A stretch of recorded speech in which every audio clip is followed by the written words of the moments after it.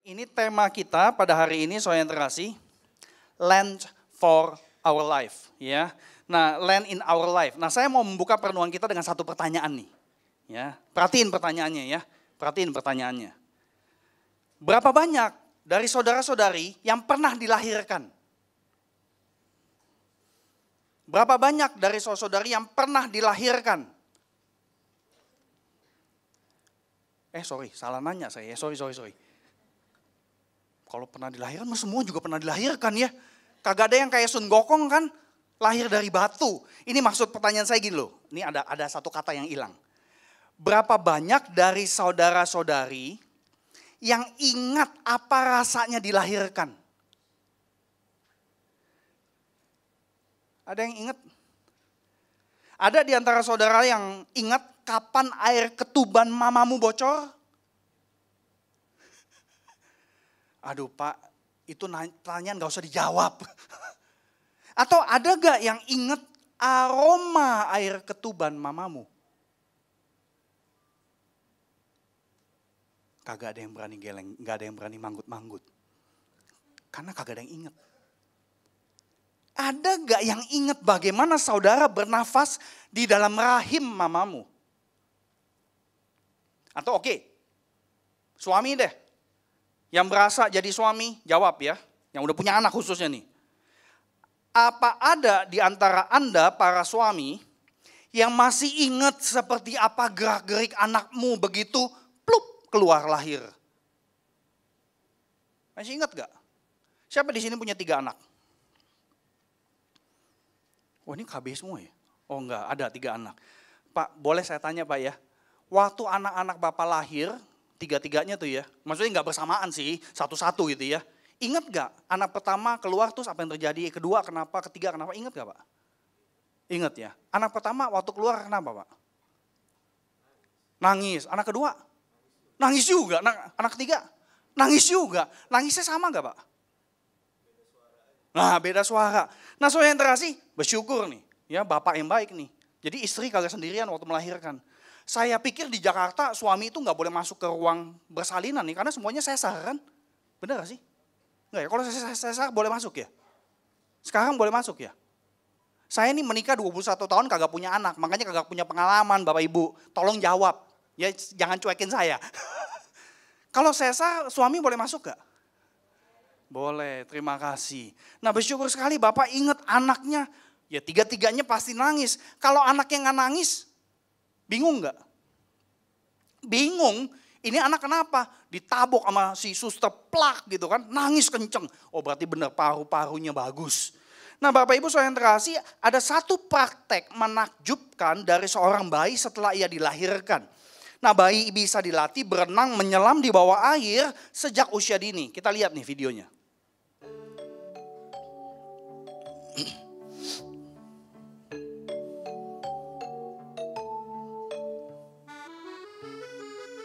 Bisa gak dia balik? Bisa gak? Oh bisa dia. Bayi seperti ini dilatih nyelam sejak usia 1 bulan. Ada yang pernah ngajarin bayinya begini? Kita mah orang Chinese rata-rata kagak ada yang berani. Ya, lihat nih. Salto dia.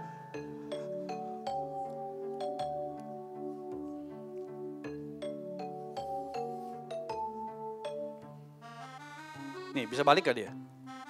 Nah lo. Wah bisa juga akhirnya.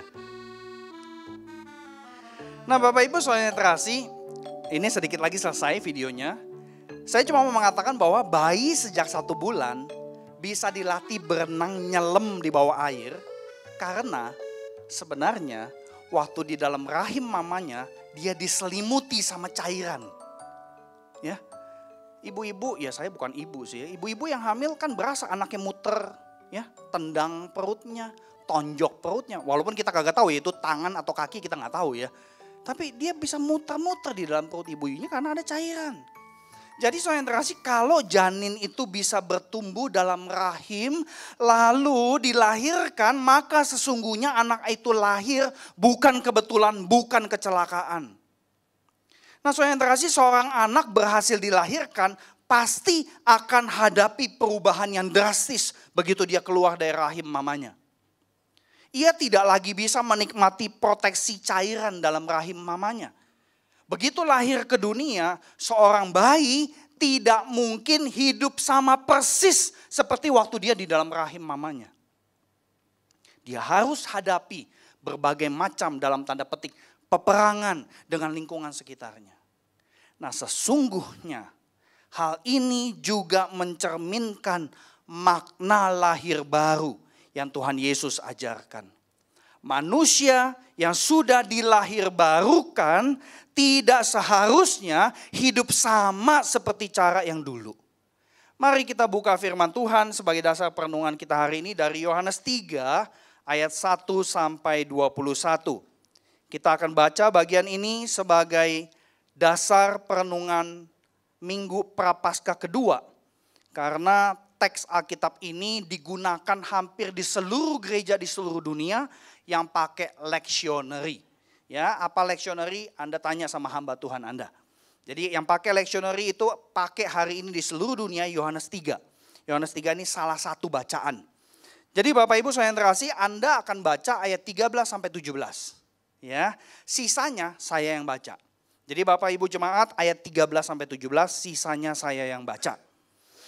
Nah, kalau Anda tidak keberatan, saya undang kita bangkit berdiri lagi sebagai tanda siap mendengarkan perkataan firman Tuhan di dalam Alkitab ini. Yohanes 3 ayat 1 sampai 21, 13 sampai 17 Bapak Ibu yang baca. Adalah seorang Farisi yang bernama Nikodemus, seorang pemimpin agama Yahudi. Ia datang pada waktu malam kepada Yesus dan berkata, "Rabi, kami tahu bahwa engkau datang sebagai guru yang diutus Allah, sebab tidak ada seorang pun yang datang mengadakan tanda-tanda yang kau adakan itu jika Allah tidak menyertainya." Yesus menjawab katanya, "Aku berkata kepadamu, sesungguhnya jika seorang tidak dilahirkan kembali, ia tidak dapat melihat kerajaan Allah." Kata Nikodemus kepadanya, "Bagaimanakah mungkin seorang dilahirkan kalau ia sudah tua? Dapatkah ia masuk kembali ke dalam rahim ibunya dan dilahirkan lagi?" Jawab Yesus, "Aku berkata kepadamu, sesungguhnya jika seorang tidak dilahirkan dari air dan roh, ia tidak dapat masuk ke dalam kerajaan Allah. Apa yang dilahirkan dari daging adalah daging dan apa yang dilahirkan dari roh adalah roh. Janganlah engkau heran karena aku berkata kepadamu, kamu harus dilahirkan kembali. Angin bertiup kemana ia mau dan engkau mendengar bunyinya. Tetapi engkau tidak tahu dari mana ia datang atau kemana ia pergi. Demikianlah halnya dengan tiap-tiap orang yang lahir dari roh." Nikodemus menjawab katanya, "Bagaimanakah mungkin hal itu terjadi?" Jawab Yesus, "Engkau adalah penjaga Israel dan engkau tidak mengerti hal-hal itu? Aku berkata kepadamu, sesungguhnya kami berkata-kata tentang apa yang kami ketahui dan kami bersaksi tentang apa yang kami lihat. Tetapi kamu tidak menerima kesaksian kami. Kamu tidak percaya waktu aku berkata-kata dengan kamu tentang hal-hal duniawi. Bagaimana kamu akan percaya kalau aku berkata-kata dengan kamu tentang hal-hal surgawi?" Jemaat.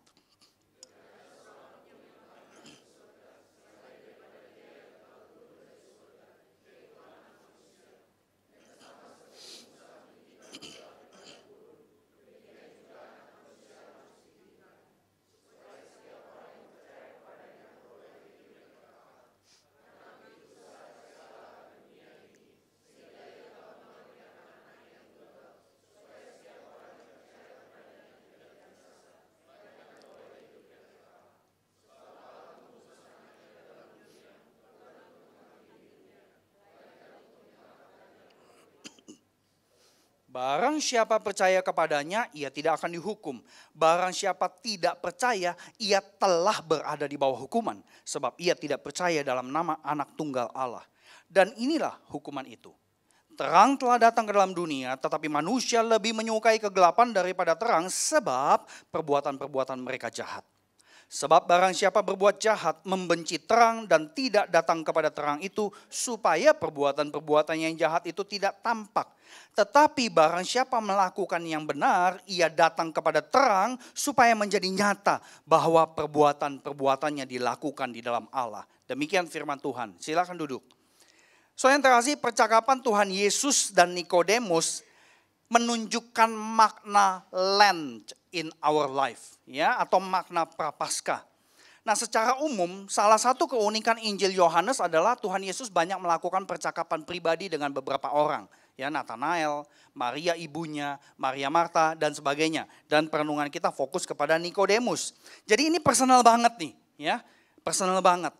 Nikodemus yang inisiatif cari Yesus di malam hari. Buat apa Nikodemus cari Yesus? Kalau kita tadi baca ayat 2, tampaknya Nikodemus ingin memuji Yesus. Nikodemus ingin menyatakan kekagumannya atas apa yang Yesus lakukan dan ajarkan. Bahkan Nikodemus mengkonfirmasi bahwa Yesus disertai dan diutus oleh Allah sebagai rabi. Jadi tindakan ini sebenarnya sebuah tindakan yang bagus sekali. Tindakan, kalau kita pakai bahasa sekarang, courtesy. Tindakan sopan santun kepada seorang sosok yang Nikodemus anggap layak dapat courtesy sopan santun tersebut, penghormatan. Nah, saudara yang terkasih, itu kondisi pemimpin dan kelompok agama tertentu di negara kita. Termasuk mungkin kita orang Kristen loh. Ya. Nah, saudara yang terkasih, Nikodemus enggak seperti itu. Jadi Nikodemus sopannya itu tulus. Ya. Nah, tapi yang menarik adalah kesopanan Nikodemus dikonfrontasi oleh Tuhan Yesus di ayat 3. Percakapan mengenai lahir baru. Dan percakapan mengenai lahir baru dari ayat 3 sampai ayat 10.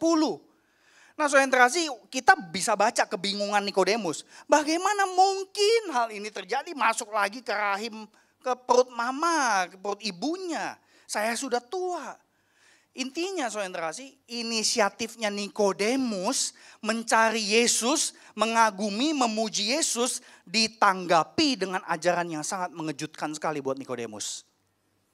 Dari sisi Tuhan Yesus, tentu lahir baru dalam pandangan Tuhan Yesus, lahir baru diperlukan oleh semua orang, termasuk manusia tipe Nikodemus. Nah, tipe Nikodemus itu tipe yang kayak apa sih? Ia adalah cerminan manusia yang merasa gak perlulah dilahirkan kembali. Nah, Nikodemus itu ibarat, kalau pakai bahasa sekarang ya saudara yang terkasih ya. Nikodemus itu ibaratnya seorang yang setara dengan profesor. Dia sudah punya S7. Ya, profesor itu S7. Nangkap gak? Ya kan, SD, SMP, SMA, S1, S2 master, S3, doktor.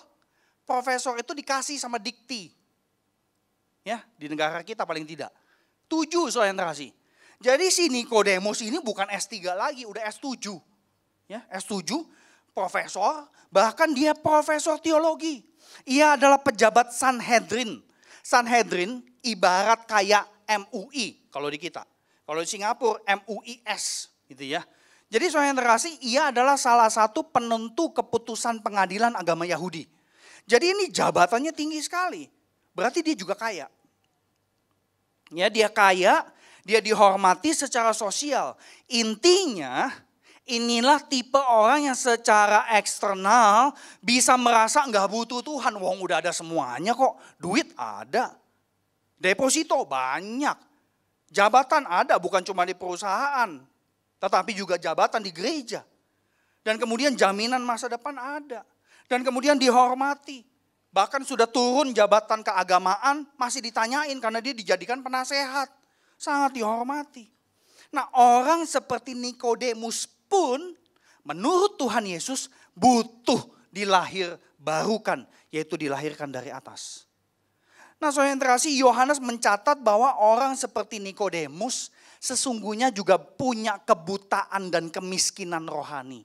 Itulah kenapa Nikodemus datangin Tuhan di malam hari. Ya, banyak penafsir mengatakan ini adalah menunjukkan kebutaannya, spiritual blindness. Nah, selain itu, Nikodemus yang adalah pejabat agama Yahudi mestinya tahu pengajaran-pengajaran rohani, tapi ternyata urusan lahir baru dia bengong. Bagaimanakah mungkin hal ini terjadi? Nikodemus tidak ngerti, saudara kasih. Padahal dia orang Farisi, ahli Taurat. Dia pinter ngajarin dan sebagainya. Nah, tapi Nikodemus itu tetap memberanikan diri datang kepada Yesus malam hari. Karena ada sesuatu yang beda dalam diri Tuhan Yesus. Dalam tindakan dan ajarannya. Jadi ada dorongan itu. Nah, dorongan itu yang membuat dia berinisiatif untuk bertindak temui Yesus. Nah, tindakan itu benar. Sebab itulah cermin ketulusan dan kesungguhan Nikodemus. Nah, tindakan Nikodemus ini menjadi cermin yang menunjukkan makna Lent yang pertama, saudara yang terkasih. Adanya masa prapaskah sesungguhnya memberi kita kesempatan atau memberi kita ruang waktu untuk looking for Jesus and learn from Him. Saya akan pakai poin-poin dengan bahasa Inggris karena temanya dikasih dalam bahasa Inggris ya. Jadi saudara yang terkasih, Lent itu mengkondisikan kita supaya kita sengaja cari Yesus. Kalau kita tidak ada masa prapaskah, ya baik dalam kehidupan pribadi maupun sebagai gereja, kalau ruang prapaskah itu diabaikan, kita cenderung ke bawah arus realita kesibukan kita, kekhawatiran kita, dan ketakutan kita. Nah, gereja juga akan cenderung ikuti peringatan di dalam budaya-budaya populer. Dan perlahan-lahan menggeser sentralitas Kristus di dalam ibadah. Nah, saya bersyukur BCS mengadakan prapaskah. Karena masih banyak gereja Protestan yang skeptis dengan aspek Lent atau prapaskah. Gereja yang mengajak orang Kristen memprioritaskan Allah Tritunggal dalam hidup sehari-hari, tetapi tidak menyediakan momen prapaskah, ya salah satunya, ini gereja yang cuma berteori. Apa sih teori yang diungkapkan oleh gereja? Ini salah satu teori yang paling utama. Saudara-saudari, hidupmu harus berpusat pada Kristus. Udah gitu, kita kagak dikasih tahu caranya gimana. Pokoknya mesti berpusat pada Kristus. Ya, kita nanya nih, saya kan pernah jadi jemaat. Dulu saya bukan hamba Tuhan, saudara yang terkasih. Saya kerja di BCA.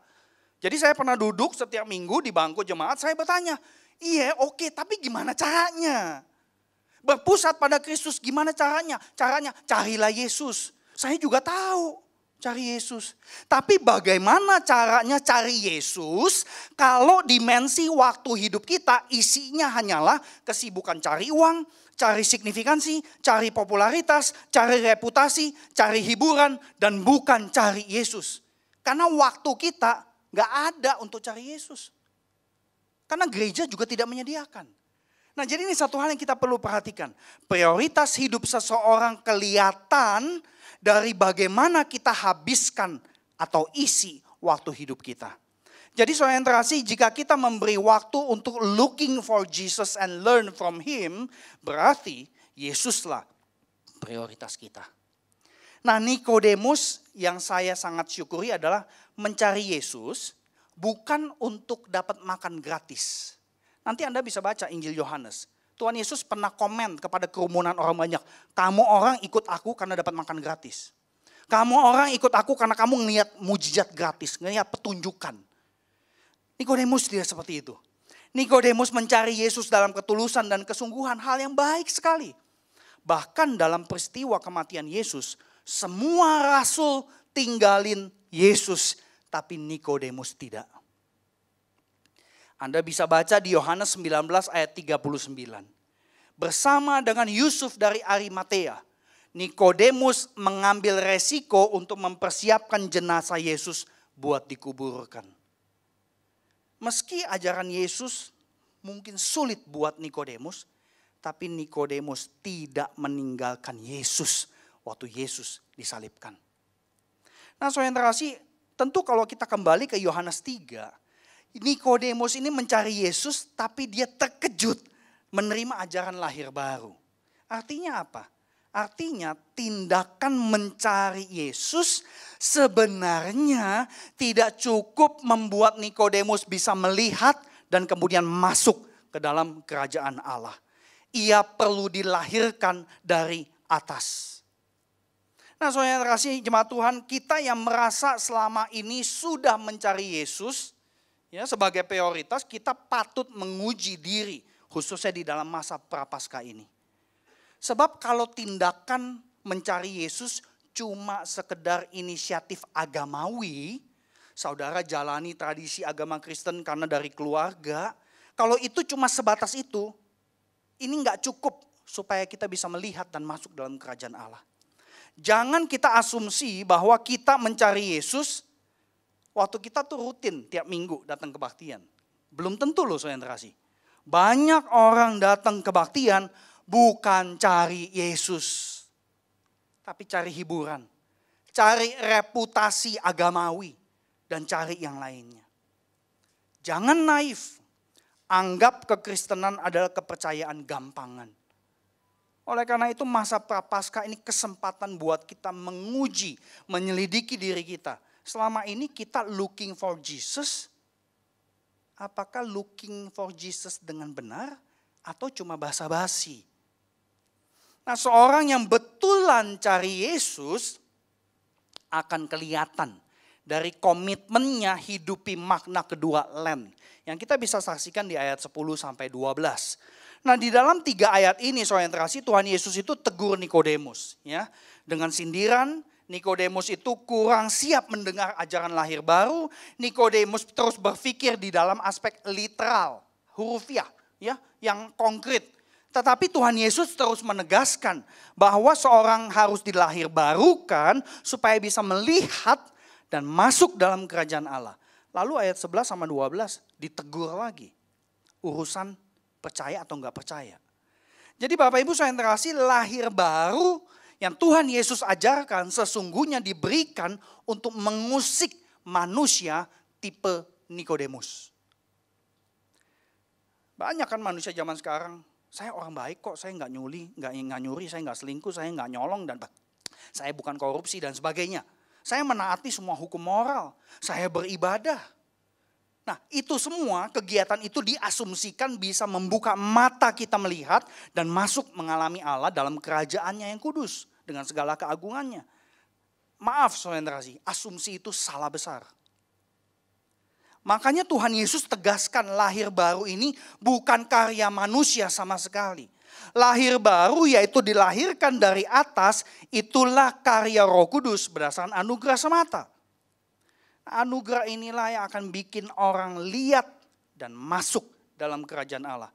Karena mereka menerima kesaksian Allah di dalam Injil melalui Yesus dan kemudian percaya. Jadi lahir baru dilahirkan dari atas tidak bisa kita kontrol. Itulah alasan kenapa Tuhan Yesus pakai ilustrasi angin di ayat 8. Nah, dengan kata lain, kesungguhan saudara dan saya mencari Yesus tidak serta-merta mengikat tangan Tuhan. Ya, kesungguhan kita cari Yesus tidak membelenggu Tuhan Allah untuk curahkan anugerahnya kepada kita. Kita nggak bisa paksa, kita nggak bisa pancing Tuhan supaya dia mencurahkan anugerahnya dengan segala moralitas kita. Nggak mungkin. Kalau kita merasa kita bisa lakukan itu, kita sedang menipu diri sendiri. Bagian kita yang sesungguhnya adalah merespons kesempatan yang sudah diberikan untuk mencari Yesus. Jadi sekali lagi inisiatif mencari Yesus yang benar, ya, inisiatif mencari Yesus yang adalah wujud karya Roh Kudus adalah pencarian yang bukan basa-basi. Apa maksudnya? Mencari Yesus yang bukan basa-basi maksudnya begini. Kalau kita betul mencari Yesus, itu perlu disertai dengan kesiapan diri menerima pengajaran Yesus yang mau mengubah kita. Ya, looking for Jesus itu nggak cukup, mesti learning from Him. Tapi ada aspek kedua yang jauh lebih tajam soal yang terkasih. Jadi kalau saudara merasa sudah inisiatif nih cari Yesus, tetapi Anda tidak mau tunduk menerima ajaran Yesus, maka pencarian itu adalah pencarian agamawi, pencarian basa-basi. Kalau Anda tipe orang Kristen yang datang ke gereja karena suka sama puji-pujiannya yang semangat. Tetapi pada saat Tuhan mengajarkan lewat firman, Anda tidur, Anda males, Anda aduh udahlah udah tahu lah cerita Natal, cerita Paskah. Jangan-jangan Anda selama ini datang ke gereja pencarian yang basa-basi. Karena Anda nyari Yesus untuk kepentingan diri sendiri, bukan kepentingan Tuhan, saudara yang terkasih. Jadi saudara yang terkasih, kalau kita merasa sudah inisiatif cari Yesus, tapi tidak siap tunduk menerima ajaran Yesus, maka pencarian itu pencarian yang salah. Pencarian yang demikian tidak akan bikin kita melihat dan masuk dalam kerajaan Allah. Jadi inisiatif mencari Yesus yang tepat harus diikuti dengan penundukan diri, mengikuti ajaran Yesus. Dan ini sudah dilakukan di dalam sejarah gereja ketika masa Prapaskah mulai dilakukan. Dan saudara yang terkasih, Lent atau masa Prapaskah diperingati sebagai 40 hari persiapan menuju baptisan. Dan itu sudah terjadi sejak awal abad 4. Jadi kalau ada gereja Protestan yang lakukan kalender liturgi, bahkan melakukan Rabu Abu, gereja Protestan itu tidak seolah-olah pengen nyontek gereja Katolik, bukan. Peristiwa ini sudah terjadi sejak awal abad 4. Prapaskah, Advent dan sebagainya. Jadi pelaksanaan kalender liturgi justru kita mengklaim sejarah kekristenan di mana Tuhan ada juga di dalam sejarah itu. Jadi kita tidak jadi seperti Katolik, saudara yang terkasih. Karena masih ada pemimpin gereja, hamba Tuhan, gereja Protestan yang kagak belajar sejarah baik-baik, menganggap kalau kita lakukan Rabu Abu itu dianggap kita pengen kayak Katolik. Salah besar. Salah besar. Tidak, saudara yang terkasih. Pelaksanaan kalender liturgi ini adalah salah satu wujud kesatuan gereja. Hari ini saya khotbah dari Yohanes 3, itu juga salah satu bentuk kesatuan gereja. Karena seluruh gereja di seluruh dunia, khususnya gereja Protestan, pakai lectionary yang disebut sebagai Revised Common Lectionary. Jadi Bapak Ibu saudara yang terkasih, praktek Lent itu artinya the 40th, 40. Dan kalau Anda baca baik-baik Alkitab, 40 itu banyak menjadi simbolisasi. Ya. Jadi saudara yang terkasih, praktek yang terjadi selama 40 hari di awal abad 4 itu berisi pengajaran bagi calon baptisan. Dan di dalam 40 hari itu ada gereja yang melakukan puasa 40 hari, tapi ada gereja yang melakukan puasa seminggu 2 kali, jadi beragam nih, ya, enggak seragam di abad mula-mula. Tapi intinya saudara yang terkasih, ada momen pengajaran yang dilakukan khususnya untuk calon baptis. Calon baptis itu dikasih kayak semacam katekisasi, tetapi bukan cuma itu, dikasih sponsor. Ya, ada orang atau keluarga Kristen yang menjadi pendamping, jadi sponsor untuk orang yang mau dibaptis. Nah, waktu dibaptis, orang yang jadi sponsor harus memberikan kesaksian. Betul gak orang calon baptis ini sungguh-sungguh mau jadi Kristen? Karena jadi Kristen di abad itu adalah sesuatu yang serius sekali. Dengan kata lain, saudara yang terkasih, masa Prapaskah kita bisa pandang sebagai kesempatan memuridkan. Ini makna kedua daripada Lent. Pelaksanaan Lent itu memberikan kita kesempatan mengalami empowerment for radical discipleship. Jadi saudara yang terkasih, kalau kita betul mencari Yesus bukan basa-basi, maka kita mau ikut melaksanakan Prapaskah atau Lent bukan cuma di gereja, tetapi pada saat kita hidup sehari-hari, saudara yang terkasih. Jadi menjadi komunitas murid Kristus hanya mungkin kalau orang Kristen sudah dilahir barukan, lahir dari atas. Kalau saudara sudah alami hal tersebut, puji Tuhan. Maka realita dilahirkan baru itu membuat kita tidak bisa hidup kayak dulu. Ya, sama kayak ilustrasi bayi tadi di depan. Sama seperti bayi yang sudah lahir, dia nggak bisa hidup kayak dulu. Kita, kalau memang betul kita sudah lahir baru, maka kita tidak bisa hidup kayak dulu. Dengan gaya hidup dulu, dengan cara pikir dulu dan sebagainya.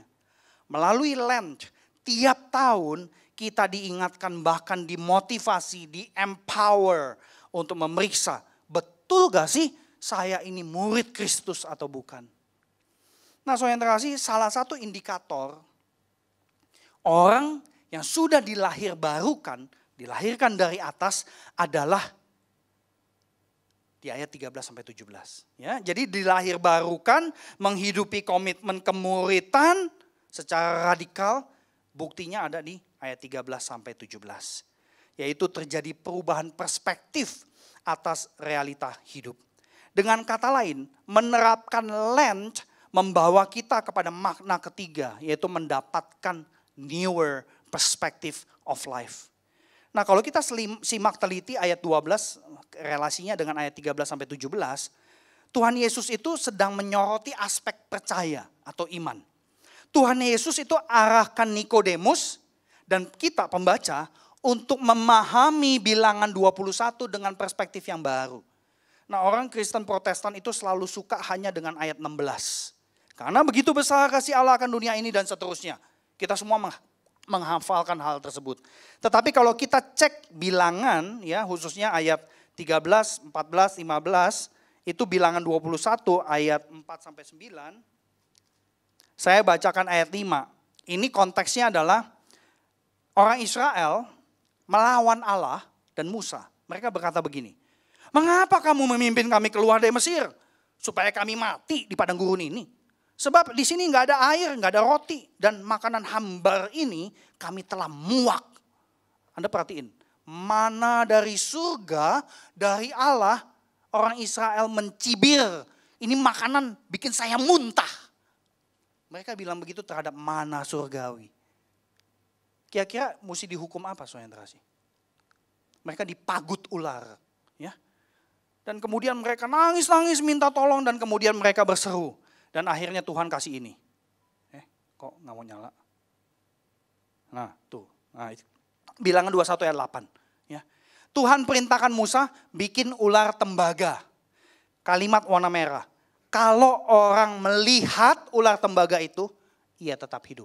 Artinya melihat di sini bukan sekedar tindakan fisik dengan mata. Ya. Tetapi melihat artinya percaya bahwa ular tembaga itu, tadinya ular itu menghukumkan, tetapi sekarang karena Tuhan putar balik, ular itu jadi alat penyelamatan. Kamu percaya apa enggak? Kalau kamu percaya, lihat aja, enggak susah. Tuhan tahu orang-orang yang berdosa itu sudah dipagut ular, mungkin udah gak bisa bangun, gak bisa berdiri, cuma nengok itu aja. Artinya apa? Tuhan tidak akan mempersulit orang yang mau bertobat. Tuhan tidak akan mempersulit orang yang sungguh-sungguh mau bertobat. Ini Tuhan yang luar biasa saudara yang terkasih. Nah, oleh karena itu pada saat Tuhan Yesus mengajarkan kepada Nikodemus, Tuhan Yesus mengkaitkan kata-kata Tuhan Yesus kepada bilangan 21. Jadi melihat anak manusia ditinggikan. Anak manusia ditinggikan di sini artinya adalah salib, saudara yang terkasih. Melihat Yesus disalibkan, percaya bahwa ialah Tuhan dan penyelamat. Ini adalah hal yang sulit buat orang-orang di abad 1. Ya, abad 21 juga banyak orang yang merasa kesulitan. Nggak mungkin, ya dikatakan seperti itu. Tapi intinya sederhana, melihat karena kita udah nggak bisa ngapa-ngapain. Sama kayak orang Israel, melihat tindakan yang paling cuma gerakin bola mata, melihat. Kalau sakit kan begini, aduh Tuhan sakit, melihat nengoknya dikit gitu loh. Tuhan gak mempersulit orang yang mau bertobat saudara yang terkasih. Jadi ini yang luar biasa sekali. Nah, di abad pertama salib adalah instrumen penghukuman, tapi dibalik oleh Allah menjadi instrumen penyelamatan. Salib adalah instrumen laknat, kutuk, tapi dibalik sama Allah menjadi instrumen berkat, yaitu berkat kasih Allah. Jadi hanya orang yang lahir dari atas akan mencari Yesus demi dibentuk jadi murid Kristus yang sesungguhnya. Yaitu murid yang memiliki newer perspective of life. Nah, jemaat Tuhan, perspektif baru melihat hidup bukan dengan kekhawatiran, bukan dengan ketakutan akan masa depan. Sebab buat kita murid Kristus, kita tidak lagi mengejar masa depan seperti layaknya orang pada umumnya. Kenapa? Karena ketika Allah mengaruniakan anaknya yang tunggal bagi manusia, setiap kita yang percaya, masa depan sudah dibawa masuk ke masa kini. Anda perhatikan, waktu Allah mengaruniakan anak yang tunggal buat kita, Yesus Kristus mati di atas kayu salib, masa depan dibawa masuk ke dalam masa sekarang hidup kita. Jadi kita mau minta apa lagi saudara yang terkasih? Masa depannya sudah dibawa masuk ke hidup kita sekarang. Jadi ini luar biasa sekali. Jadi kita bisa hidup dalam rasa aman yang sesungguhnya. Meski dunia ekonomi hancur gara-gara COVID-19. Ya saya nggak tahu berapa banyak daripada jemaat yang bergumul akan aspek tersebut. Tapi saudara yang terkasih, mari kita nggak perlu panik. Kecuali selama ini Anda adalah orang Kristen yang basa-basi cari Tuhan. Anda pasti akan panik. Murid Kristus yang sejati hidup dengan newer perspective of life. Karena kasih Allah melingkupi kita. Tidak ada satu hal pun yang bisa memisahkan kita dari kasih Allah di dalam Kristus Yesus Tuhan kita. Roma 8 ayat 39. Amin. Jadi 3 kesempatan ini saudara yang terkasih dihidupi oleh 2 orang. Minimal ini. Ya, minimal dihidupi oleh 2 orang. Namanya adalah Sy Rogers dan Christopher Yuan. Keduanya adalah mantan gay atau homoseksual. Ya, tetapi Christopher itu juga sama Sy Rogers ini, Christopher itu juga mantan drug dealer. Rogers juga mantan bukan cuma gay tapi mantan transgender. Ketika Tuhan menangkap hidupnya, ada newer perspective of life yang membuat mereka memiliki pandangan baru atas identitas seksualnya. Nah, keduanya menegaskan, kita yang heteroseksual juga punya banyak dosa seksual sebenarnya. Jadi jangan merasa sok bener. Dan kemudian beliau mengatakan, pernikahan itu nggak akan bikin kita komplit. Jadi kalau ada di antara kita yang bergumul dengan dosa seksual dan kemudian berpikir, menikah aja pasti bisa nolongin saya ngatasin masalah seksual. Nonsense. Ya. Karena pernikahan tidak akan buat hidup kita komplit. Hanya Tuhan Allah di dalam Yesus yang bikin hidup kita komplit. Jadi saudara yang terkasih, untuk mereka berdua bisa sampai pada kesimpulan demikian. Kecepatan. Nah ini, ya bisa sampai kepada kesimpulan tersebut karena mereka dilahir barukan, mereka berjuang mati-matian mematikan gaya hidup lama. Mereka jujur banget ngaku, godaan gaya hidup yang lama itu terus menghantui, menghimpit keseharian. Tetapi mereka sudah komitmen hidup sebagai murid Kristus yang radikal tentunya. Dengan cara apa? Ini yang terakhir. Ya. Turning away from evil behaviors. Ini makna land yang keempat yang terakhir. Dan saudara yang terkasih kita lihat itu di ayat 18 sampai 21. Khususnya waktu Tuhan Yesus menutup percakapan dengan Nikodemus dengan seruan peringatan yang keras. Yaitu percaya sama enggak percaya. Perbuatan jahat sama perbuatan tidak jahat. Anda silakan baca lagi di situ. Jadi saudara yang terkasih, godaan dan ujian dalam realita hidup itu bisa diibaratkan kayak tembok yang kelilingin kita. Ya. Nah ini ibaratnya kayak anak yang kejebak di sini nih. Coba kita lihat nih. Dia kejebak di dalam tembok sumur. Gak bisa keluar dia.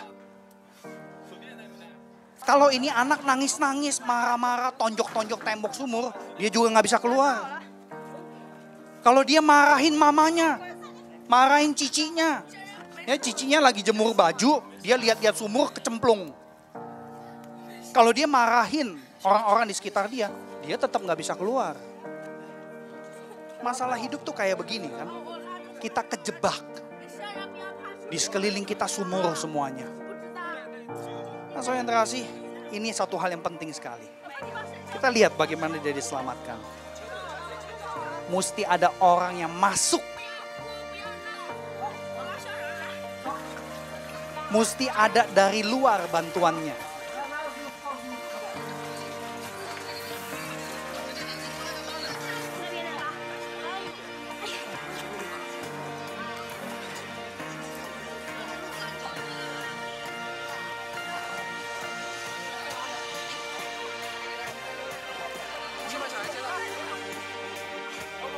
Akhirnya diselamatkan.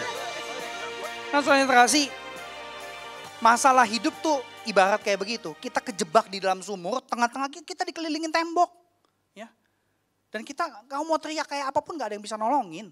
Ya. Kita mesti keluar dari sumur, ya, dari tembok masalah kita, lihat dari atas, lain kali hati-hati.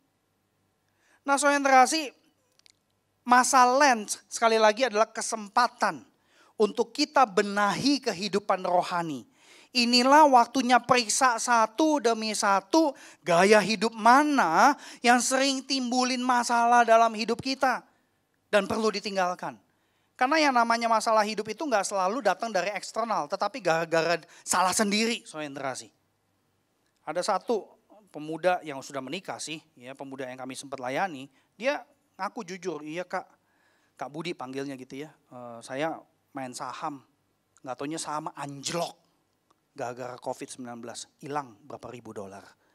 Nah saudara sih, ya, saya bukan mengatakan gak boleh main saham. Maksudnya ya bukan berarti gak boleh investasi di saham, bukan itu maksud saya. Tapi intinya adalah kadang-kadang ya karena kesalahan sendiri saudara sih. Tapi intinya adalah Lent adalah kesempatan kita untuk alami true repentance. Yaitu turning away from evil behaviors dan looking for Jesus and learn from Him. Pertobatan yang benar adalah balik dari yang jahat, lalu jalani hidup baru dengan fokus teladan Tuhan Yesus Kristus. Nah, banyak orang Kristen pinter nyesel, karena kita digugah oleh pujian di gereja setiap minggu. Kita diajak untuk bersentimentality, ya, karena lagunya bagus-bagus. Kita nangis-nangis, kita balik badan, ya. Ini bertobat nih, balik badan, ini kehidupan yang lama. Tetapi begitu balik badan, kita jalan di tempat. Kita gak mau jalan sama Yesus. Yesus udah jalan di mana, kita jalan di tempat. Karena kita masih bernostalgia dengan, aduh enak ya bertobat itu, menyesal, aduh nangis-nangis, lega banget. Padahal kita disuruh jalan ikutin Yesus nih, jalan pemuritan. Nah saudara kasih, waktu kita udah balik badan, ini evil, ini balik yang benar. Seringkali kita fokusnya kita salah juga. Kita bukan fokus kepada salib Kristus, tetapi kita cari pelarian yang lain. Ini yang benar. Balik, fokus kepada Kristus, ikuti Kristus. Nah jangan lupa loh, konteks hidup kita tetap mengelilingin kita ya. Dan konteks hidup kita akan terus menjelma, memberikan godaan-godaan yang baru. Jadi kita jalan proses ikut Yesus, ini konteks zaman kita ngikutin kita juga terus nih. Makanya yang namanya pemuritan gak akan pernah selesai, saudara kasih. Jadi Anda perhatikan, apakah Anda dan saya orang Kristen yang bertobat dengan benar, balik, ya, turning away from evil behaviors, dan kemudian apakah looking for Jesus and learn from Him. Jadi 4 aspek di dalam makna Prapaskah ini adalah sebuah siklus. Ya, oleh karena itu jangan sia-siakan kesempatan dan waktu Prapaskah yang Tuhan sediakan. Belajar dari firman Tuhan ini. Dan saya percaya Anda akan mengalami pembenahan rohani dan perubahan hidup yang luar biasa. Amin.